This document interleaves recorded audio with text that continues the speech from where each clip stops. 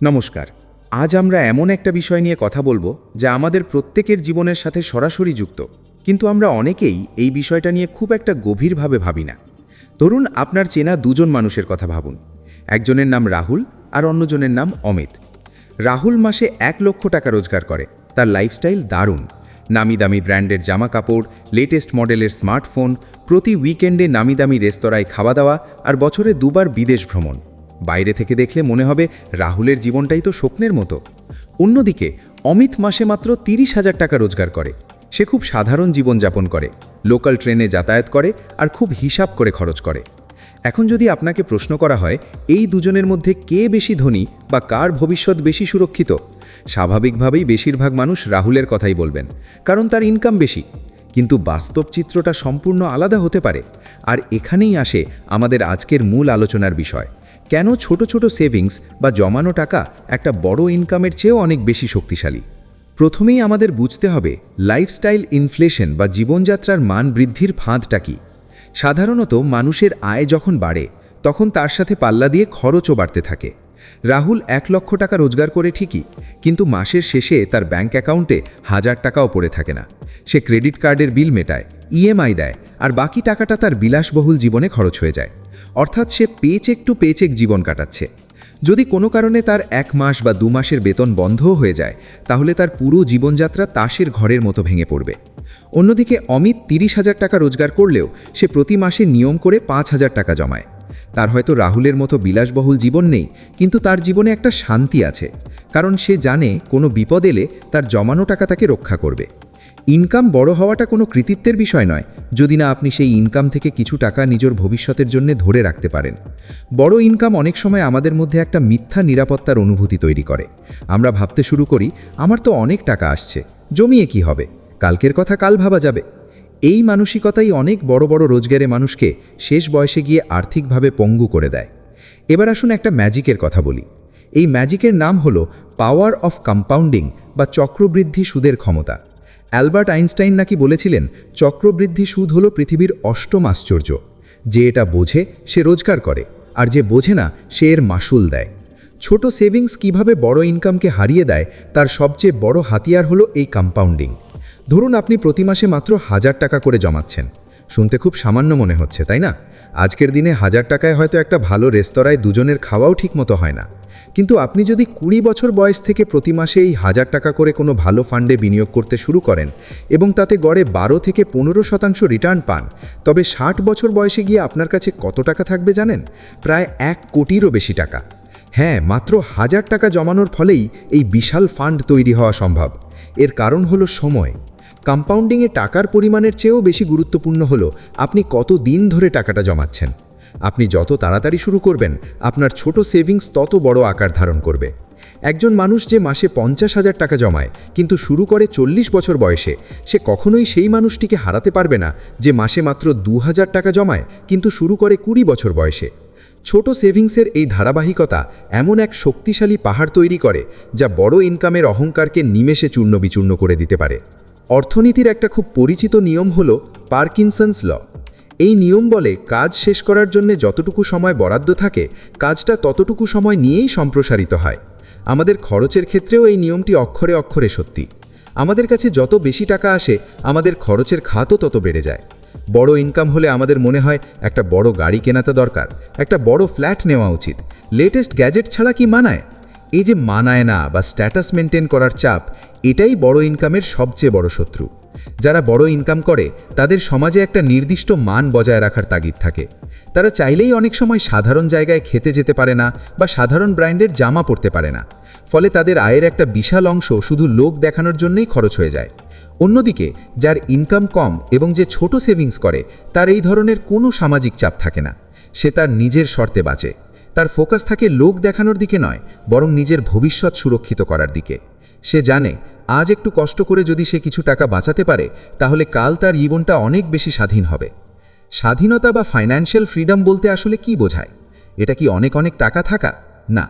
আর্থিক স্বাধীনতা মানে হলো আপনার কাছে এমন একটা ফান্ড থাকা যা আপনাকে আপনার নিজের শর্তে বাঁচতে সাহায্য করবে। আপনার যদি কোনো কাজ ভালো না লাগে, আপনি চাইলেই সেটা ছেড়ে দিতে পারেন, কারণ আপনার কাছে জমানো টাকা আছে।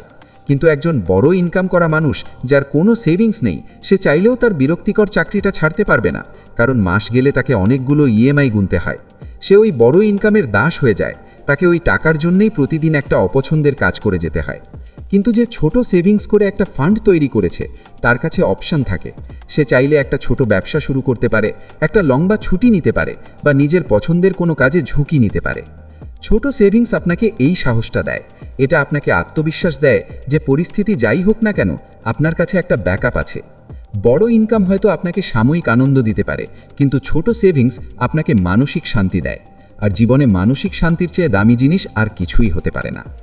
অনেকেই একটা অজুহাত দেন, আমার তো ইনকামই খুব কম, আমি আর কি জমাবো, আগে ইনকাম বাড়ুক তারপর জমাবো। এটা একটা মস্ত বড় ভুল ধারণা। সেভিং করার জন্য ইনকাম বেশি হওয়ার কোনো দরকার নেই, দরকার হলো মানসিকতার। আপনি যদি 10,000 টাকা রোজগার করে তার থেকে 500 টাকা জমাতে না পারেন, তাহলে আপনি 1 লক্ষ টাকা রোজগার করলেও 5,000 টাকা জমাতে পারবেন না, কারণ আপনার খরচের অভ্যাস ততদিনে আপনার আয়ের সাথে সাথে বেড়ে যাবে। সেভিংস হলো একটা অভ্যাস, একটা ডিসিপ্লিন। যেমন রোজ সকালে উঠে দাঁত মাজা বা স্নান করা আমাদের অভ্যেসে পরিণত হয়েছে, ঠিক তেমনি আয় হওয়ার সাথে সাথেই তার একটা নির্দিষ্ট অংশ সরিয়ে রাখাও আমাদের অভ্যেসে পরিণত করতে হবে।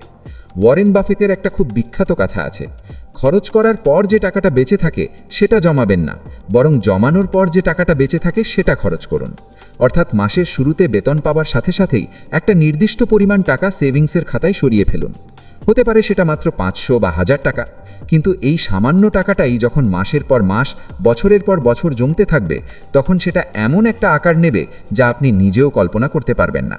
আমাদের একটা জিনিস বুঝতে হবে, বাজার আর বিজ্ঞাপনদাতারা সবসময় চাইছে আমাদের পকেট থেকে টাকা বের করে নিতে। টিভিতে, সোশ্যাল মিডিয়ায় আমরা প্রতিনিয়ত দেখছি নতুন নতুন জিনিসের হাতছানি।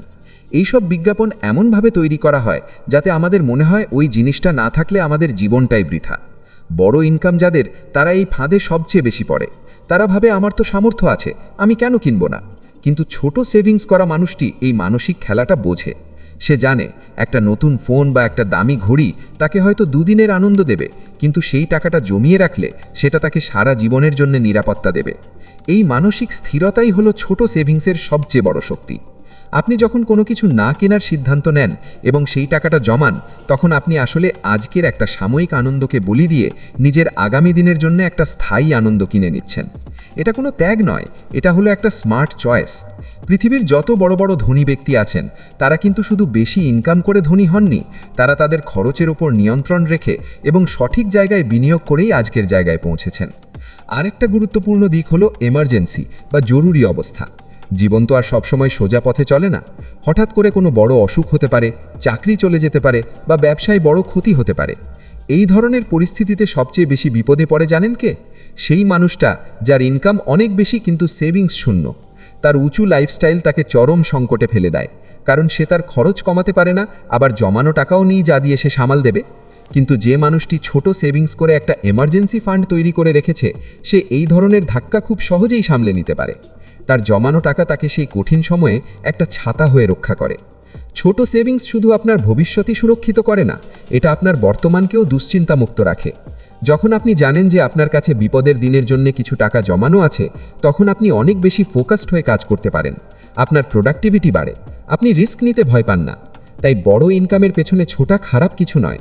জীবনে উন্নতি করা, বেশি রোজগার করা অবশ্যই আমাদের লক্ষ্য হওয়া উচিত, কিন্তু সেই সাথে এটা কখনো ভুলে গেলে চলবে না যে শুধু রোজগার করলেই আপনি ধনী হতে পারবেন না। আপনি কত টাকা রোজগার করছেন সেটা বড় কথা নয়, আপনি কত টাকা ধরে রাখতে পারছেন সেটাই হলো আসল কথা। ছোট সেভিংস হলো সেই ফাউন্ডেশন বা ভিত যার উপর দাঁড়িয়ে আপনি আপনার স্বপ্নের ইমারত তৈরি করতে পারেন। এটা একটা বীজ যাকে আপনি আজ পুঁতলে কাল সেটা একটা বিশাল মহিরুহে পরিণত হবে এবং আপনাকে ছায়া দেবে, ফল দেবে। তাই ইনকাম কম বলে মন খারাপ করবেন না বা সেভিংস করা বন্ধ রাখবেন না। আজ থেকেই শুরু করুন, ছোট ছোট পদক্ষেপে এগোতে থাকুন। নিজের খরচের উপর নিয়ন্ত্রণ আনুন, অপ্রয়োজনীয় জিনিস কেনা বন্ধ করুন এবং নিয়মিত জমানোর অভ্যেস করে তুলুন।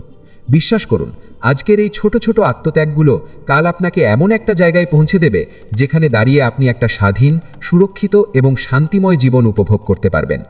বড় ইনকামের চাকচিক্য হয়তো দূর থেকে দেখতে খুব আকর্ষণীয় মনে হতে পারে, কিন্তু ছোট সেভিংসের নিরিবিলি শক্তি শেষ পর্যন্ত আপনাকে জীবনের আসল যুদ্ধে জিতিয়ে দেয়। আপনার ভবিষ্যৎ আপনার আজকের সিদ্ধান্তের উপর নির্ভর করছে। তাই সিদ্ধান্ত নিন, আপনি কি শুধু রোজগার করে খরচ করতে চান, নাকি একটু একটু করে জমিয়ে নিজের ভবিষ্যৎকে শক্তিশালী করতে চান। শুরুটা হোক আজ, এখন থেকেই।